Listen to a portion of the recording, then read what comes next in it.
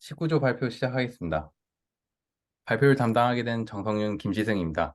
프로젝트명은 책 읽는 남자 부커입니다. 목차입니다.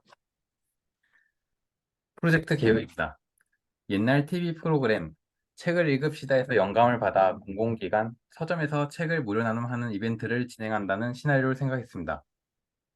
주요 기능은 1000만 건 이상의 도서 데이터를 빠르게 검색할 수 있고 원하는 책을 좋아요를 눌러 나눔 신청할 수 있습니다. 프로젝트 목표입니다. 데이터는 정부에서 제공하는 도서마루 및 예스24의 도서 데이터를 이용하여 1000만 건 이상의 데이터를 확보하였습니다.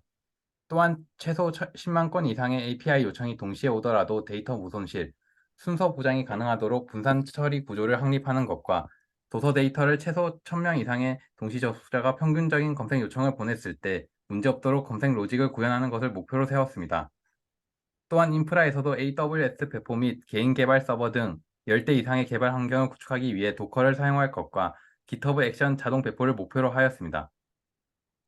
기술 설명하겠습니다. 아키텍처 구조입니다. 도서 데이터는 MySQL과 엘라스티서치에 있으며 두 DB 간의 데이터를 로그스테이시가 3초 이내의 간격으로 실시간 동기화를 진행하고 있습니다. 또한 인기 순위, 좋아요 카운트는 레디스가 캐시화하여 네트워크 부하를 줄입니다. 카프카의 상태 모니터링은 버로우를 이용합니다. 카프카의 EC2 구조도입니다. 주키퍼 하나가 단일 클러스터를 관리하고 있으며 클러스터 내부에는 브로커 3개, 파티션은 10개이며 컨슈머는 단일 그룹과 그룹 내 컨슈머 5개로 구성하였습니다. 배포 환경입니다. EC2는 스프링 앱과 레디스, 카프카, 카프카 모니터링, 인프라로 총 4개 구성하였고 RDS는 1개입니다. GitHub 액션과 도커 컴포즈를 구현하였고 카프카 도커, 인프라 도커 레포를 별도로 구성하여 개별로 동작되도록 하였습니다. 다음은 핵심 기술 스택입니다. 핵심 기술로는 카프카, 엘라스틱서치, 버로우, JMeter를 선정하였습니다.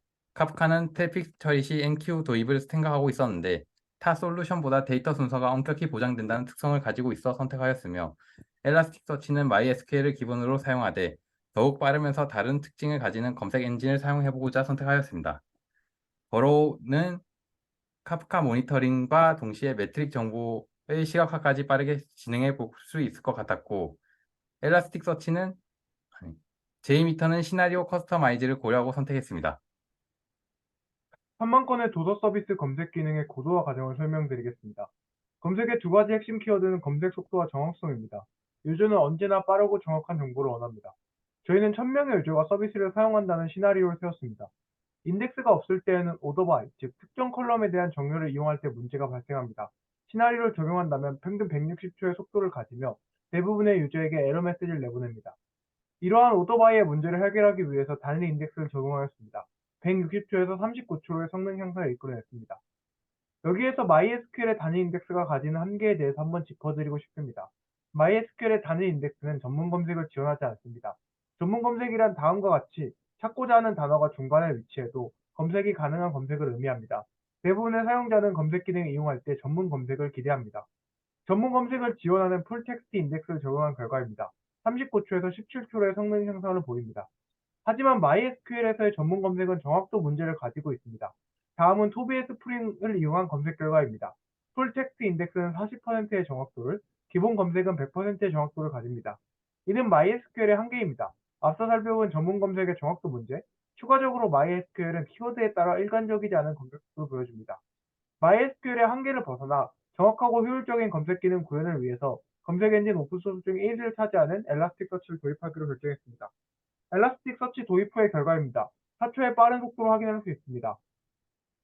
저희는 인덱스가 없는 상태에서 시작, 단일 인덱스, 풀텍스트 인덱스를 거쳐서 엘라스틱서치까지 160초부터 시작해서 4초까지의 속도 향상을 이뤄냈습니다.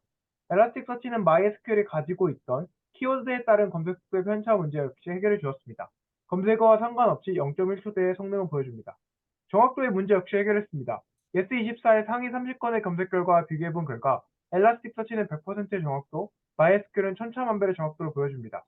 이러한 검색 속도의 향상과 정확도의 향상을 바탕으로 저희는 자동 완성 기능을 구현할 수 있었습니다. 결론입니다. 저희는 검색 기능의 고도화 과정을 통해서 빠른 검색 속도, 일관적인 성능, 높은 정확도의 검색 기능을 구현했습니다. 카프카 고도화 과정 말씀드리겠습니다. 프로듀서입니다. 설정단에는 고의로 지연을 발생시켜 네트워크 부하를 감소시키는 전략을 생각했습니다. 로직에서는 메시지 순서 보장을 위해 파티션 키값을 같이 보내고 콜백 함수를 추가하였습니다. 컨슈머입니다. 단일 컨슈머 그룹이 여러 개의 컨슈머를 가지고 분산 처리를 시도하며 실질적으로 데이터를 처리하는 프로세스 메시지 메서드를 통해 이벤트 성공 실패 유무를 판단합니다. 다음은 컨슈머 모니터링입니다. JMeter를 이용하여 테스트를 진행하고 있는데 JMeter의 HTTP 리포트는 요청에 대한 실험값만 얻을 수 있다는 단점이 있었습니다. 카프카에 대한 성능 향상을 도전해 보고 싶었고 향상에 대한 측정값을 확인하려면 카프카 모니터링 툴이 필요하게 되었습니다. 이에 카프카를 개발한 링크드인에서 만든 고언어 기반 컨슈머 렉 모니터링 툴 버로우를 도입했습니다. 버로우가 매트릭 정보를 수집하면 텔레그래프가 엘라스틱 서치로 데이터를 내보내는 모니터링 체계를 구축하였습니다. 다음은 컨슈머 고도화 시나리오입니다. 유저가 로그인을 하고 로그인한 인증 정보를 가지고 무료 나눔이 가능한 책 10권을 개별로 전부 신청했다는 시나리오를 가지고 이벤트 신청 4만 건, 로그인 포함 총 8만 건의 요청을 동시에 보내보며 데이터를 수집하였습니다. 시나리오는 총 4가지로 구성해 보았습니다. 첫 번째, 싱글 스레드입니다. 스프링 카프카에서 제공하는 컨슈머 그룹, 컨슈머 모두 단일로 구성된 기본 로직입니다. 또한 파티션 번호값이 달라도 단일 스레드가 데이터를 처리하는 것 또한 볼 수 있었습니다. 키바나로 렉 수치를 보겠습니다. 작업 처리 시간이 약 1시간, 렉 수치는 1950에서 2000을 작업이 종료되는 시점까지 계속 유지하는 것을 볼 수 있었습니다. 다음은 멀티 스레드입니다. 단일 스레드와 비슷하지만 설정 옵션 중 set concurrency를 이용하여 컨슈머의 스레드를 10개로 할당하는 방식입니다. 그래프를 보면 처리 시간 14분으로 싱글 스레드 방식보다 46분 빠르게 작업이 종료되었습니다. 하지만 렉 수치는 작업 중 1850에서 1900으로 비슷하게 유지를 하고 있어 최적화가 되었다고는 보기 어려운 수치였습니다. 다음은 배치 리스너입니다. 카프카 리스너 클래스로 배치 방식을 구현한 방식입니다. 각각의 방식 또한 콘솔에서 파티션이 싱글, 멀티 스레드를 가지는 것을 볼 수 있습니다. 배치 리스너 싱글 스레드 방식의 렉 수치입니다. 작업 처리 시간은 8분이며 평균 렉 수치가 아닌 최고 렉 수치가 765.5로 많이 감소한 것을 확인할 수 있었습니다. 배치 리스너 멀티 스레드 방식도 보겠습니다. 작업 처리 시간은 5분이며 렉 수치 675.5로 가장 좋은 효율을 보였습니다. 두 번째 방식인 멀티 스레드 방식보다 작업 시간이 9분 감소하였고 렉 수치 증감률 또한 63% 감소하였습니다. 다음은 워커 멀티 스레드 방식입니다. 내부 로직에서 토픽의 파티션 개수를 읽어 동적으로 컨슈머 스레드를 구성하는 방법입니다. 렉 수치를 보겠습니다. 작업 처리 시간은 21분으로 최고 렉 수치 1995.5를 작업 종료 5분 전까지 계속 유지합니다. 두 번째 방법이었던 멀티 스레드 방식보다 오히려 작업 시간이 증가하고 렉 수치 또한 증가하였습니다. 동작 방식은 두 번째 멀티 스레드 방식과 동일한데 오히려 로직에서 토픽의 파티션 개수를 확인해야 하는 부분이 추가되어 해당 수치가 나오는 것으로 보입니다. 결론입니다. 가장 높은 효율을 보인 것은 배치 리스너의 멀티 스레드 방식이었습니다. 이로써 배치와 스레드의 효율성을 한 번 더 알게 되었습니다.